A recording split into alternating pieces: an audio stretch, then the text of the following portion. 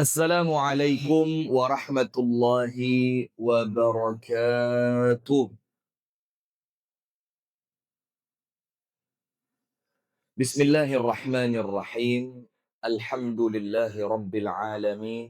Allahumma salli wa sallim ala nabiyyina Muhammadin wa ala alihi wa sahbihi ajma'in. A'udzu billahi minasy syaithanir rajim.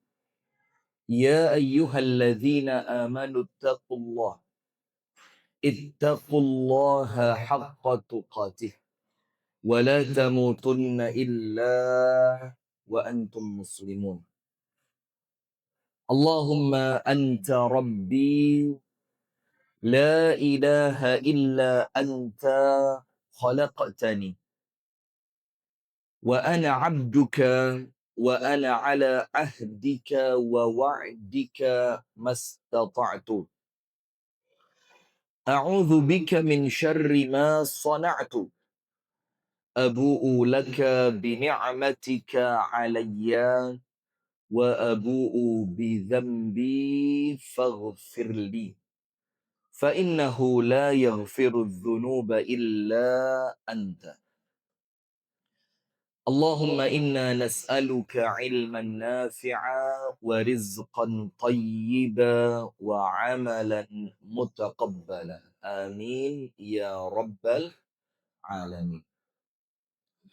Hadirin sekalian, ibu-ibu dan bapak-bapak yang semoga kita bersama dirahmati dan diberkahi oleh Allah. Amin. Alhamdulillah kita bersyukur kepada Allah di pagi hari ini atas pertolongan dan karunia dari Allah kita dipertemukan, kita dikumpulkan di dalam majelis yang mulia ini. Dan tentu dengan suatu niatan yang baik, dengan suatu tujuan yang baik. Kita semua tahu dua ayat Al-Quran yang orang Islam tidak boleh terlepas dari dua ayat ini. Tidak boleh terlepas dari semua ayat, tidak boleh. Tapi ada dua ayat yang kemudian ini adalah prinsip hidup orang yang beriman. Yang pertama, dalam surah Az-Zariyat. Insyaallah antum semuanya sudah hafal. A'udzu billahi minasy syaithanir rajim. Wa ma khalaqtul jinna wal insa illa liya'budun. Tujuan penciptaan kita itu adalah ibadah. Ayat yang kedua dalam surah Al-Bayyinah, ayat yang kelima. Wa ma umiru illa liya'budullah. Tidaklah kita ini oleh Allah dihidupkan di dunia kemudian mendapatkan perintah kecuali perintahnya hanya ibadah. Terus maksudnya apa? Maksudnya adalah jangan sampai ada aktivitas yang kita lakukan yang keluar dari niat ibadah. Kita mau kerja, kita mau olahraga, kita mau mandi, kita mau masak, kita mau jalan bersama keluarga, harus ketemu nilai ibadah. Tujuannya apa? Untuk menghindari innal insana lafi khusrin. Karena Allah menciptakan kita untuk ibadah, maka satu langkah gerak kaki kita harus ada ibadahnya. Bekerja harus ketemu. Ini makna ibadahnya kerja ini di mana? Ketika kita olahraga harus ketemu. Apa makna ibadah di dalam olahraga ini? Karena tidaklah kita hidup di dunia kecuali Allah minta hanya untuk ibadah. Tapi ternyata ibadah saja tidak cukup. Allah mengatakan, "Wa ma umiru illa liya'budullaha mukhlishina lahuddin." Harus murni karena Allah. Sampai An-Nabi SAW mengatakan, "Ibadallah, akhlisu a'malakum. Fa innallaha la yaqbalu minal amali illa ma kana khalisan lahu wa btughiya bihi wajhuh. Ini benar. Wahai hamba Allah, kata An-Nabi SAW di dalam hadis yang sahih, akhlisu a'malakum. Murnikan amalan kalian karena Allah. Ikhlaskan setiap amal karena Allah. Kenapa begitu? Karena Allah tidak akan menerima amalan apapun kecuali amal itu ikhlas dan niatannya mencari ridho dari Allah. Nah, maka dari situ ini jujur saja, kalau kita pelajari sejarah Kiai Haji Ahmad Dahlan sampai kemudian bisa menjadi pelopor bangkit atau munculnya persyarikatan Muhammadiyah ini, itu kalau kita lihat faktor terbesarnya itu adalah ikhlasnya. Maka dengan keikhlasan itu Allah menjadikan persyarikatan Muhammadiyah ini sampai umurnya lebih dari 1 abad. Dan senantiasa mendatangkan manfaat untuk umat. Ini kalau awalnya bukan ikhlas, berat bisa sampai 1 abad dan berat bisa sampai senantiasa mendatangkan manfaat. Maka dengan itu, lakukan 2. Jangan sampai aktivitas kita kehilangan makna ibadah. Dan yang kedua, jangan sampai ibadah itu tercampur niatan untuk selain Allah Subhanahu wa Ta'ala. Saya kasih satu cerita. Karena saya senang cerita. Saya punya teman waktu di Lipia dulu, dari Pati, Jawa Tengah. Pati. Kita masuk ke Lipia, itu masih culun. Berarti culun ya. Bodoh-bodoh gitu lah. Kita baca kitab juga baru belajar segala macam. Ini teman kami dari Pati ini, sudah khatam dan hafal kitab yang mau kita pelajari. Bayangin, kita baru mau belajar, dia sudah hafal. Sudah, saya dekat dengan beliau karena tinggalnya sama di Rawamangun. Tinggalnya sama di Jakarta Timur, Rawamangun. Maka saya akrab, sama-sama dari Jawa dan sama-sama tinggal di Rawamangun. Apa yang terjadi? Teman saya ini, celananya itu isbal. Nanti terlepas hukumnya wajib kah, makruh kah, nanti itu urusan belaka. Celananya isbal.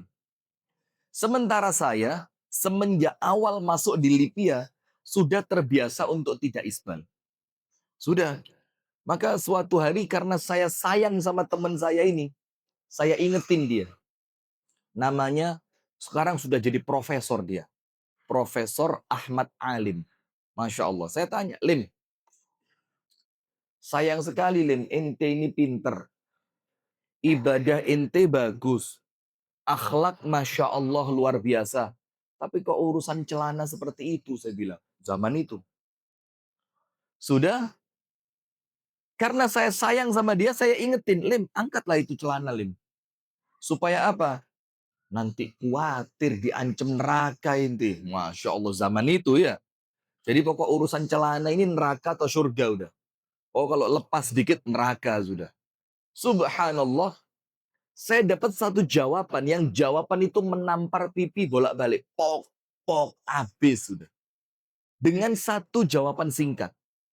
Yang dari situ sampai detik ini itu menjadi salah satu yang saya ingat di setiap perjalanan dakwah.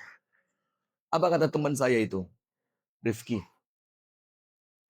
Rasulullah itu melarang umatnya untuk isbal supaya umatnya itu selamat dari kesombongan. Supaya selamat dari apa? Kesombongan. Karena orang-orang besar di zaman tersebut, itu salah satu yang menunjukkan kebesaran mereka, itu kalau mereka pakai kain, kainnya itu menjuntai ke tanah. Sekarang kata teman saya, sebaliknya. Justru dengan tidak isbal ini malah menjadikan orang sombong. Langsung saya, loh, kok kena lagi saya ini? Jadi sekarang justru yang kita lihat, dengan tidak isbalnya kain kita, itu justru memunculkan apa? Kesombongan ketika masih melihat orang lain yang celananya isbal. Saya pikir dalam-dalam, oh ini maknanya. melakukan apa-apa itu harus murni karena Allah. Terkadang kita ini tidak berani isbal, itu hanya khawatir pandangan manusia. Bukan karena kita ingin menunjukkan bagaimana ketaatan kita kepada Allah. Nah, disitulah masalahnya ibadah kita sekarang. Ibadahnya bagus, ibadahnya tertib, bahkan kalau dihitung 100% sama percis dengan ibadahnya Nabi. Tapi saat ini kita kehilangan yang namanya ikhlas. Maka kalau kita lihat syarat diterimanya ibadah itu kan ada dua. Yang nomor satu ikhlas, nomor dua sesuai dengan tuntunan Nabi Muhammad, Rasulullah Muhammad Sallallahu Alaihi Wasallam. Sesuai tuntunan Nabi itu kecil. Bukan dalam artian mengecilkan Nabi, enggak. Tapi itu mudah. Sesuai tuntunan Nabi, mudah. Kenapa mudah? Kitabnya jelas, hadisnya jelas, ayat-ayatnya jelas. Tinggal kita baca, selesai urusan. Tapi yang kedua ini yang susah. Apa yang kedua? Ikhlas itu. Karena terkesan kita ini sekarang semakin sesuai dengan Nabi, semakin besar sombongnya. Semakin sesuai dengan Nabi, semakin kita ini apa? Merasa kita lebih baik dibanding orang lain. Ada satu riwayat hadis, nanti antum cek di Google. Hadis ini secara periwayatan, jadi secara sanadnya, itu diperselisihkan oleh para ulama. Tapi secara makna, benar. Secara makna apa? Secara matan, benar. Ada seorang sahabat masuk ke masjidnya Nabi Muhammad SAW. Ketika sahabat itu masuk, gayanya kelihatan kalau orang ini bahasa Inggrisnya itu petentang-petenteng. Ngerti petentang-petenteng? Apa? Bahasa Medannya apa? Apa? Rea. Wah, gayanya khusus. Kelihatan lah, orang itu gayanya kelihatan. Udah, ketika dia masuk dengan gaya yang seakan-akan dia paling hebat di antara yang lain, duduklah dia. Setelah dia duduk, langsung sama Nabi Muhammad ditunjuk. Ayyahadha.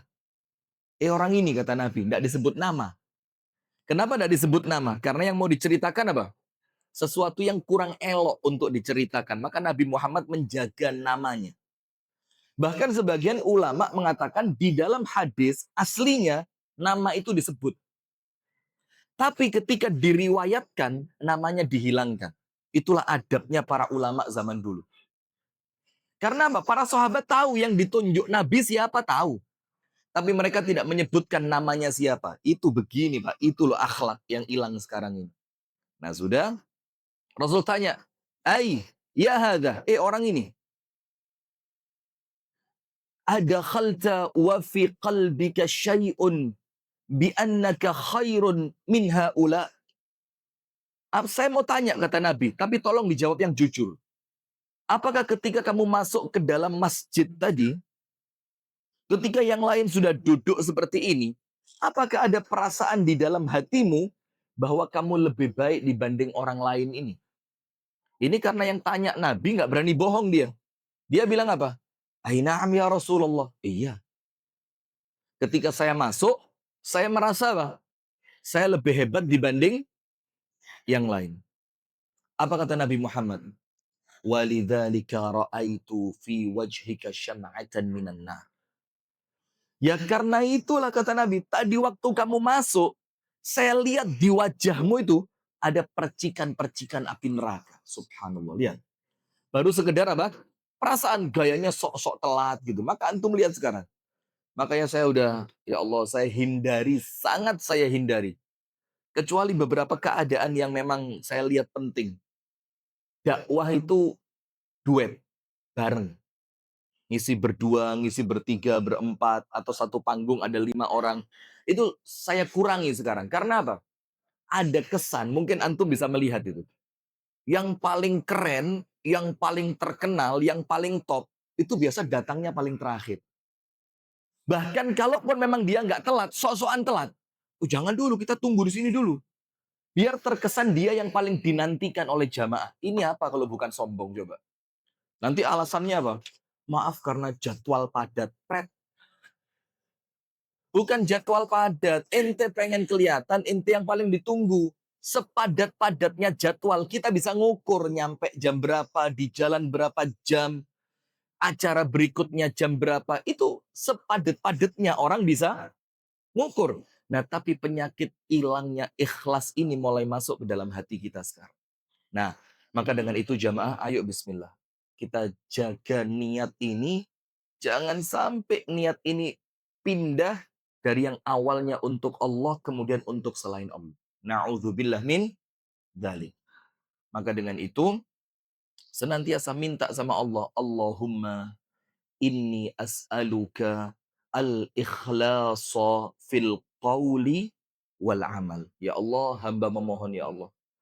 Kuatkanlah ikhlas hamba di dalam ucapan dan amalan. Antum tahu Nabi Muhammad setelah selesai haji, apa doanya Nabi? Minta ikhlas. Minta ikhlas. Nabi. Rasulullah mengatakan apa? Allahumma hajjan la riya'a fihi wala sum'ah. Ya Allah, jadikanlah haji ini ya Allah la riya'a fihi. Di dalamnya tidak ada riaknya. Wala sum'ah. Dan di dalam haji ini ya Allah tidak ada perasaan ingin dikenal, dilihat, didengar, dan diapresiasi oleh manusia. Nah, itu PR kita sekarang. Salawat beriring salam semoga tercurahkan kepada uswah kita Nabi Agung, Nabi besar Muhammad sallallahu alaihi wa ala alihi wa sahbihi wasallam, di mana Rasulullah sallallahu alaihi wasallam bersabda,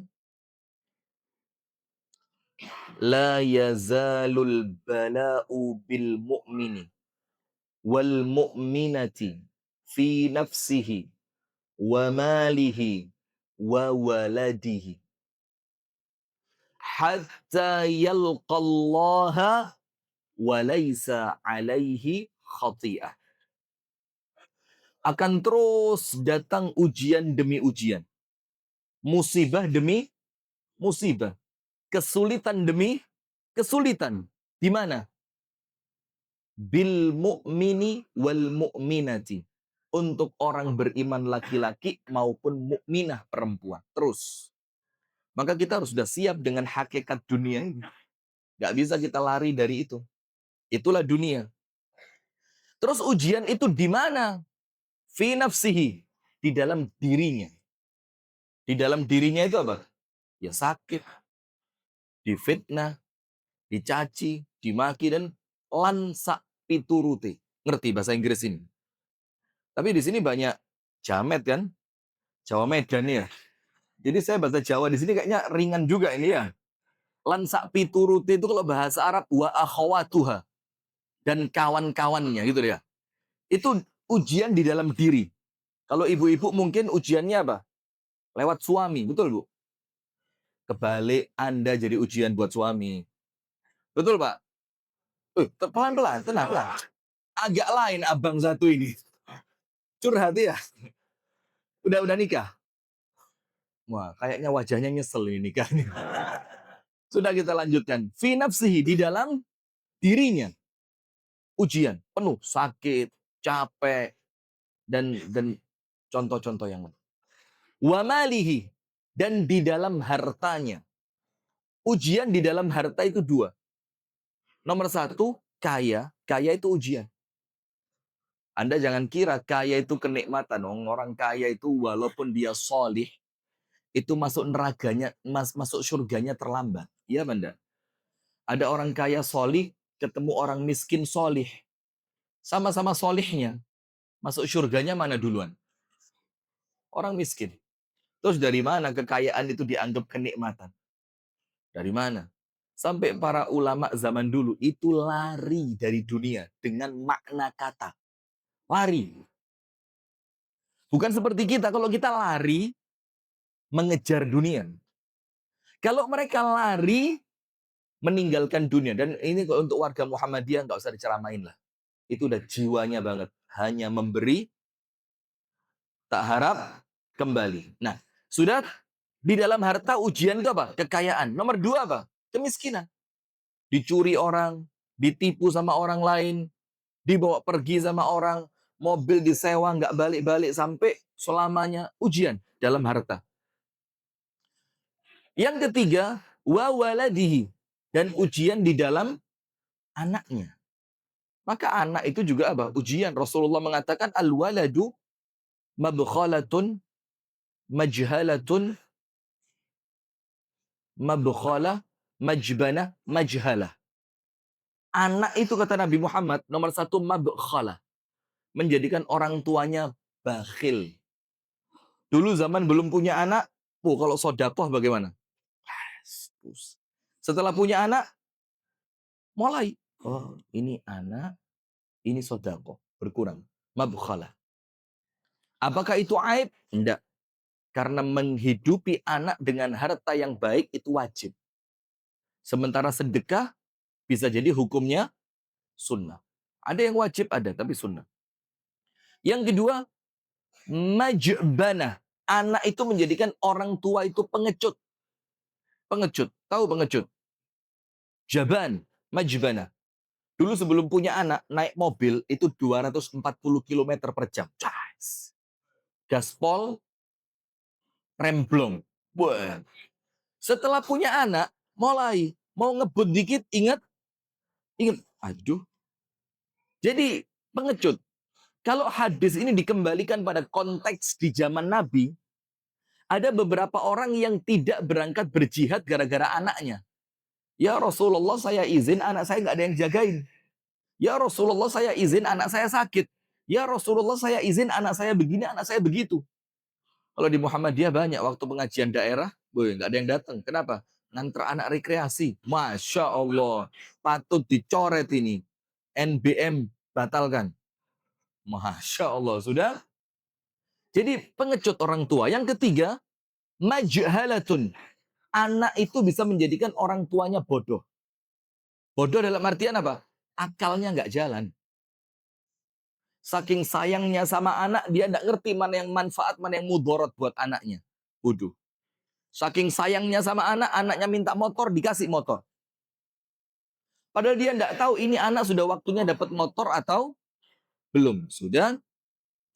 Termasuk menjadikan kebodohan itu apa? Dulu belum punya anak, kemana-mana rajin ngaji. Setelah punya anak, waktunya mulai berkurang. Nah, itu ujian di dalam anaknya.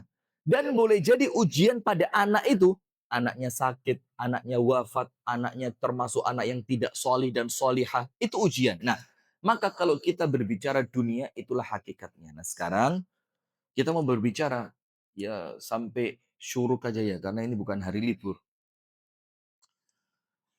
Ada 1, 2, 3, 4, 5, 6, 7. Ada 7 ayat di dalam Al-Quran yang disebut oleh ulama tafsir apa? Antum tulis sunnatu al-ihlak. Sunnatul ihlak. Ketetapan Allah untuk menghancurkan suatu kaum. Saya tidak sedang bicara Aceh, saya tidak sedang bicara Sumatera apa? Barat, enggak. Cuma kita mau introspeksi, kita mau muhasabah. Ada dalam kumpulan kitab-kitab tafsir itu namanya Sunnatul Ihlak. Apa Sunnatul Ihlak? Ketetapan Allah untuk menghancurkan suatu negeri, suatu kaum, suatu kampung, suatu daerah. Dan ayatnya ada 7. 1, 2, 3, 4, 5, 6, 7. Yang semuanya berbicara tentang al-ihlak. Al-ihlak itu apa? Penghancuran, pembinasaan. Bukan karena Allah jahat, bukan. Tapi karena Allah ingin menunjukkan keadilannya. Karena Allah ingin menunjukkan faman ya'mal mithqala dzarratin khairan yarah wa man ya'mal mithqala dzarratin syarran yarah. Allah ingin menunjukkan zaharal fasadu fil barri wal bahri bima kasabat aydin nas liyudhiqahum ba'dalladzi amilu. Allah munculkan kerusakan itu. Dan Allah tunjukkan semua kerusakan itu karena ulah siapa? Manusia. Tujuannya apa? Liyudhiqahum. Agar mereka merasakan, bukan semua. ba'dalladzi amilu, sebagian kecil dari apa yang mereka lakukan. Sekarang lihat yang jatuh di Aceh itu apa? Ah, jangan keras-keras. Marah Pak Bahlil nanti ya. Pelan-pelan aja. Pak Bahlil atau Pak Zulkifli Hasan ya? Yang mana? Atau dua-duanya kompak? Kalau Raja Juli, saya belain. Bukan karena Raja Juli Muhammadiyah, bukan. Tapi kita harus adil. Kenapa harus adil? Karena Raja Juli itu baru menjabat beberapa bulan. Hampir setahun lah ya. Dalam keadaan ini kerusakan ini munculnya sudah mulai zaman yang kapan begitu kan? Nah sudah, tidak penting lah bahas itu. Ini nggak tambah pahala, tambah dosa kita. Ribah berjamaah. Lanjut. Nah, ada dalam Islam itu namanya, ini kalau pengajian begini ibu-ibu ngantuk kayaknya, nggak serius ya. Nggak fokus. Sunnatul ihlak. Allah akan menjadikan sunnatullah itu ihlak. Ihlak itu apa? Allah akan membinasakan, menghancurkan. Dan bukan karena Allah jahat, tapi untuk menunjukkan bahwa Allah itu maha adil. Sunnatullah itu senantiasa berjalan. Yang kerja keras, disiplin, hemat, sunnatullahnya apa? Kaya. Kerja keras, disiplin, hemat. Sunnatullahnya kaya. Mau dia muslim ataupun kafir. Kalau ada orang rajin belajar, senantiasa latihan, senantiasa mencari ilmu yang baru, sunnatullahnya, mau muslim ataupun kafir, pinter dia. Itu sunnatullah. Nah, ternyata sunnatullah itu bukan hanya yang ada di tubuh manusia. Tapi sunnatullah itu ada yang terjadi di alam semesta. Yang namanya sunnatul ihlak. Di mana Allah itu memberikan sunnatullah kehancuran suatu negeri. Ayat yang pertama. Kita mau tahu apa ya Allah yang terjadi dengan penghancuran itu. Antum buka dalam surah Al-An'am ayat yang ke-6. Dalam surah apa? Al-An'am. Pada ayat yang ke-6. Allah Ta'ala berfirman, Alam yarau kaifa ahlakna min qablihim. Tidakkah mereka melihat berapa banyak kaum yang kami hancurkan sebelum mereka? Jadi melihat itu jamaah dua. Melihat bil ain dengan apa? Ainun. Ainun apa? Mata. Dan yang kedua melihat bil ilmi. Dengan apa? Ilmu. Itulah melihat. Maka kita ini sekarang pernah melihat Allah? Tidak pernah. Kenapa kita tahu tentang Allah? Karena kita melihat Allah dengan ilmu. Jazakumullah khair wa barakallahu fikum. Melihat dengan ilmu. Kok putih? Saya kira ada warnanya tadi. Ini tadi sebelum ke masjid juga udah minum ini. Kita lanjut. Udah. Bercanda. Duduk. Bercanda, Pak. Wah, antum kira saya serius. Cuma saya kalau bercanda biasanya serius sih. Enggak. Sudah. Maka ada melihat dengan mata dan melihat dengan ilmu. Kalau melihat dengan mata, semua orang bisa. Tapi melihat dengan ilmu, tidak semua orang bisa. Maka ada istilah dalam syariat ini, Pak. Itu apa? Bersyukur diberi contoh, bukan dijadikan contoh. Ngerti? Jadi kalau ada yang buruk-buruk, ada yang kurang baik, kita itu bersyukur oleh Allah diberi contoh. Bukan kita yang dijadikan contoh. Nah, tidaklah mereka melihat berapa banyak kami hancurkan kaum-kaum sebelum mereka. Min qarnin makkannahum fil ardi. Dari suatu kaum di suatu masa yang kami berikan kedudukan kuat untuk mereka. Posisinya kuat. Kalau sekarang ya mungkin kita ngomong Amerika, Rusia, Cina, dan teman-temannya. Kami berikan kekuatan kepada mereka. Malam numakkin lakum. Apa-apa yang kekuatan yang mereka miliki, tidak kami beri untuk kalian. Berarti kekuatannya Amerika, Rusia, Cina, India, dan yang lainnya sekarang, itu hanya kecil dibandingkan kekuatan yang Allah berikan kepada kaum yang Allah ceritakan dalam Al-An'am ayat 6 ini. Yang kami tidak berikan itu kepada kalian. Kemudian, Wa arsalna as-samaa'a 'alaihim midrara. Kami kirimkan hujan yang mendatangkan kebaikan. Tanahnya subur, tanahnya penuh dengan sumber air yang mengalir. Jadi hujannya itu hujan keberkahan. Wa ja'alnal anhara tajri min tahtihim. Kami jadikan di kebun-kebun mereka itu dilewati sungai-sungai yang luar biasa. Masya Allah, coba sehebat apa mereka di zaman itu. Endingnya antum tahu? فَأَهْلَكْنَاهُمْ بِذُنُوبِهِمْ. Kami hancurkan mereka seketika karena dosa yang mereka lakukan. Hati-hati. Jadi Allah memberi contoh yang lebih kuat dari kalian, yang lebih makmur dari kalian, yang lebih subur dibanding kalian, yang lebih hebat dibanding kalian. Sudah pernah ada ceritanya Allah menghancurkan sekejap mata kejayaan mereka bidzunubihim. Dikarenakan apa? Dosa mereka. Dan dosa yang paling cepat mendatangkan azab itu kesyirikan. Itu dosa apa? Kesyirikan. Itu Al-An'am ayat yang keberapa? 6. Sekarang Al-Anfal 54. Ini saya singkat-singkat saja. Al-Anfal 54. Ini ayat yang kedua tentang sunnatul ihlak. Sunnatullah untuk menghancurkan suatu negeri. Al-Anfal 54. Kada'bi ali fir'aun walladzina min qablihim. Allah menceritakan tentang Fir'aun, keluarganya, dan kaum-kaum sebelumnya. Kadzabu bi ayati rabbihim. Ketika mereka mendustakan ayat-ayat Allah. Dan ayat itu dua. Qur'aniyah, didakwai, diingatkan, dibacakan, nggak mau ikut. Dan ada ayat berupa ayat kaun. Namanya ayat kauniyah. Laut, gunung, hutan, sumber air.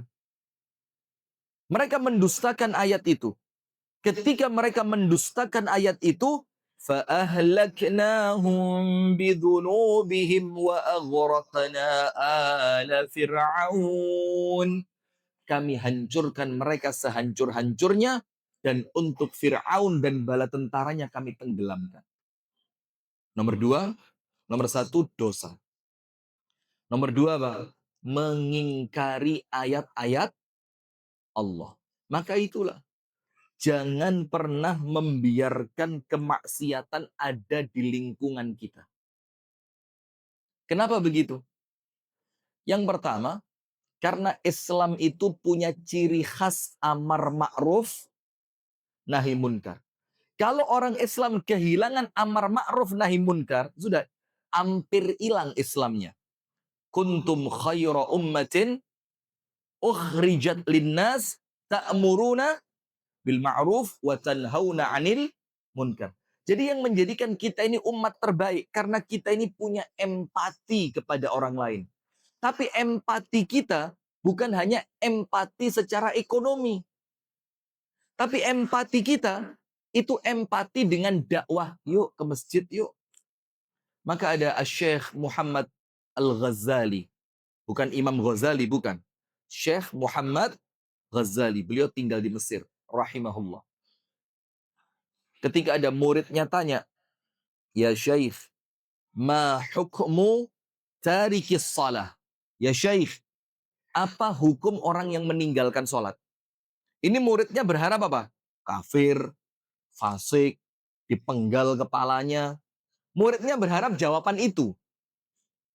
Ingin memuaskan apa? Nafsunya untuk menjatuhkan orang lain. Maka jawaban Syekh Muhammad Al-Ghazali ternyata di luar ekspektasi. Ngerti ekspektasi? Susah. Kita biasa tinggi biasanya. Nah, di luar apa? Prediksi mereka. Apa jawabannya Syekh Muhammad Ghazali? Apa hukum orang yang meninggalkan sholat ya Syekh? Syekh Muhammad Ghazali tanya, manhu, siapa dia itu? Teman saya, kata penanya. Kata Syekh Muhammad Ghazali, anta khudha biyadihi ila aqrabi masjidin. Hukumnya apa? Kamu pegang tangannya, kamu ajak ke masjid terdekat. Itu hukumnya, bukan kemudian kalau sekedar ngomong kafir, fasik, dalam kitabnya Imam Syafi'i dipancung. Itu tidak menyelesaikan masalah. Tapi kita ini umat dakwah. Maka kata Syekh Muhammad Ghazali, kalau ada orang yang meninggalkan sholat, hukumnya apa? Kamu pegang tangannya, kamu tuntun dia, kamu arahkan dia menuju masjid terdekat. Kemudian beliau mengatakan apa? Nahnu du'atun walasna qudat. Kita ini da'i dan bukan hakim. Kita ini apa? Da'i dan bukan hakim. Nah, maka dengan itu jamaah, kalau ada kemaksiatan di tempat kita lah, kok kita diem, ya sudah, hilang kebaikan kita. Maka ada ayat yang lain. Wattaqu fitnatan la tusibanna alladhina zalamu minkum khassah. Takutlah suatu bencana yang tidak hanya menimpa orang-orang zalim saja. Tapi semuanya kena. Antum buka tafsir Ibnu Katsir. Kenapa orang baik kena musibah itu? Kenapa orang baik kena azab itu? Kenapa ahli masjid, orang yang istiqomah di dalam kesolihannya, kenapa tetap kena musibah itu? Kata Ibnu Katsir apa? Li'annahum taraku al-amra bil ma'ruf wan nahya 'anil munkar. Karena mereka meninggalkan apa? Amar ma'ruf nahi munkar. Sehingga ketika keburukan itu terjadi, Allah menyamakan semua. Wabil khusus untuk siapa? Orang yang punya wewenang. Dia punya kemampuan, punya kedudukan, punya wibawa, punya kehormatan untuk mengingkari kemungkaran. Ternyata dia diem. Maka dihukumi oleh Allah dengan hukum yang sama. Nah maka ayatnya mengatakan, kami hancurkan mereka dikarenakan dosa-dosa mereka. Fa'ahlaknahum bidzunubihim, ketika mereka mengingkari ayat-ayat Allah Subhanahu wa taala. Ayat yang ketiga. Ayat yang ketiga antum buka surah Al-Kahfi. Ini apal semua insyaallah. Surah Al-Kahfi pada ayat 59. Ini supaya kita semakin apa? Hati-hati. Karena kalau kita biarkan semuanya kena, maka ikhtiarkan amar ma'ruf nahi munkar. Al-Kahfi 59. Wa tilkal qura ahlaknahum, dan kampung-kampung itu ahlaknahum, kami hancurkan mereka semuanya. Kenapa? Lamma zalamu, ketika mereka sudah melakukan kezaliman. Kezaliman itu apa? Ya seperti yang kita lihat sekarang ini. Sehingga kalau kita tidak segera bergerak dengan dakwah amar ma'ruf nahi munkar, kerusakan ini akan semakin parah. Antum bisa bayangin bagaimana di tempat kita ini. Homer itu dijual di mana? Di pinggir-pinggir jalan. Perzinaan di mana-mana. Judi sekarang masuk masjid. Iya, judi itu masuk masjid. Apa itu? Judi online, slot. Antum kok tahu, Ustaz? Biasa pasang berapa itu? Itu masuk masjid sambil nunggu qomat. Orang nunggu qomat ngaji, doa, zikir, dia apa? Antum nggak gitu kan? Antum setelah sholat kan? Lebih parah lagi nih. Nah, maka dalam Al-Kahfi 59, Allah menunjukkan sunnatullah penghancuran suatu negeri. Watilkal qura ahlaknahum. Negeri-negeri itu, kampung-kampung itu kami hancurkan semuanya. Kapan itu terjadi? Lamma zalamu, ketika mereka melakukan kezaliman. Dan antum tahu salah satu bentuk kezaliman itu apa? Disebutkan dalam hadis yang sahih.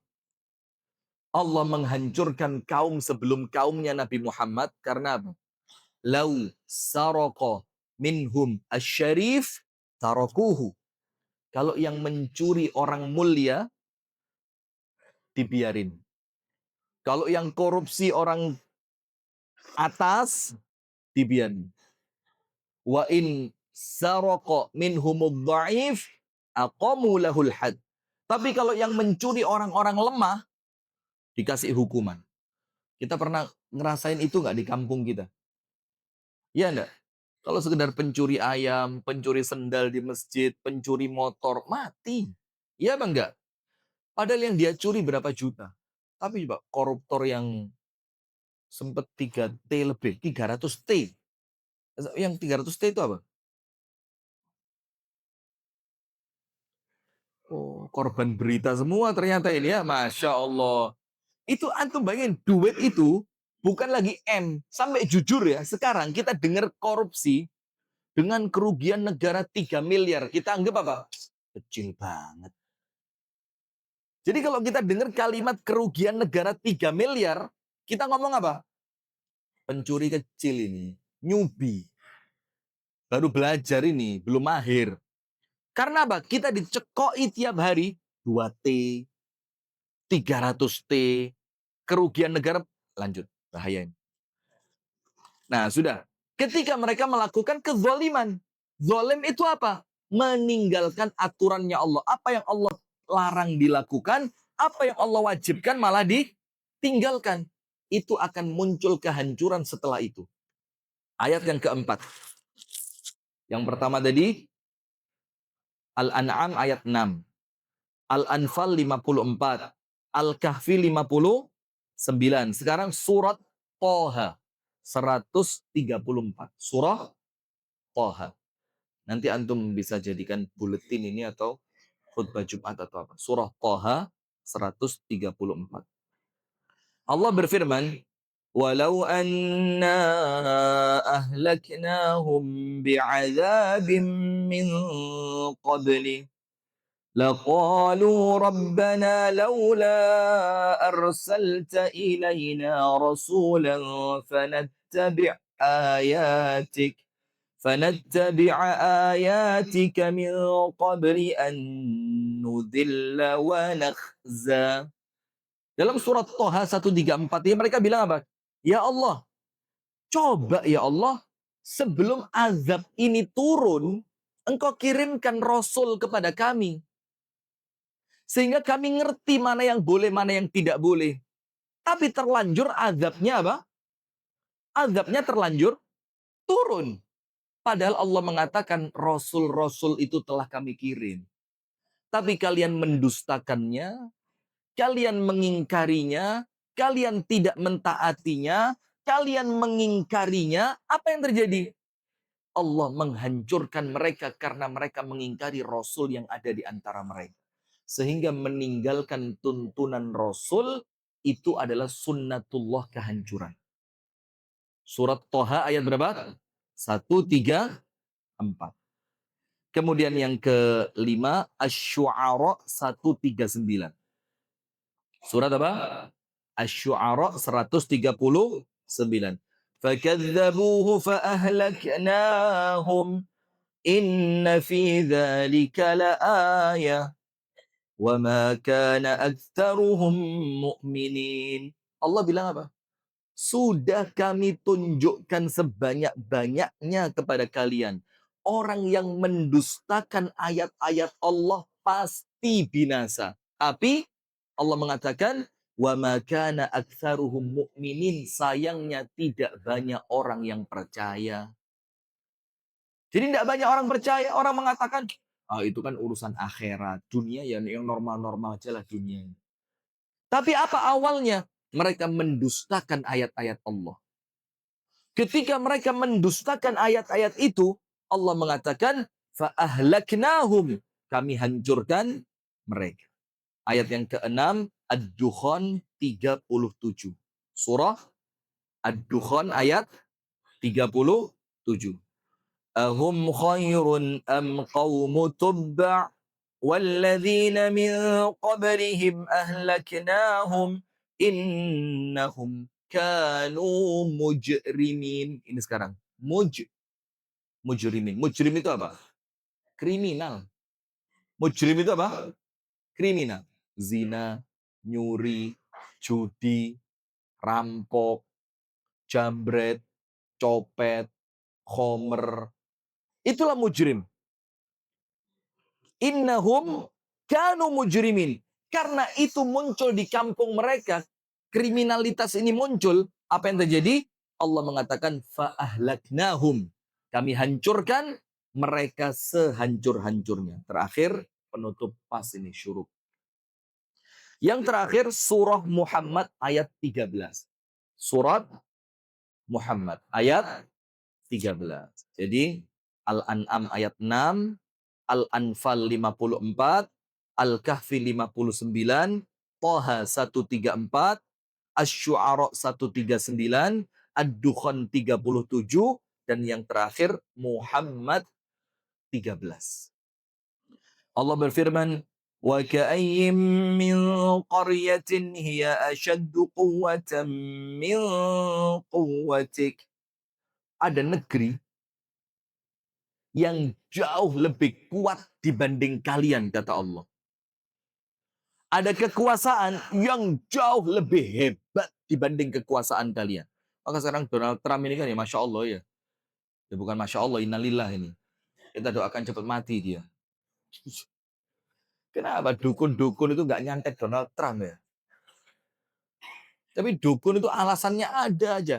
Nggak bisa lewat pulau Ustaz. Oh, terus gimana? Ente aja berangkat ke Amerika, ente santet di sana dia. Tapi sayangnya kan yuk kita patungan gitu ya, beliin tiket buat dukun-dukun itu. Nyantet Donald Trump ya. Masya Allah. Ini manusia satu ini. Kenapa? Lah itu kan bercanda aja. Lah kalau saya nyuruh dukun beneran ya nggak mungkin ceramah di sini saya.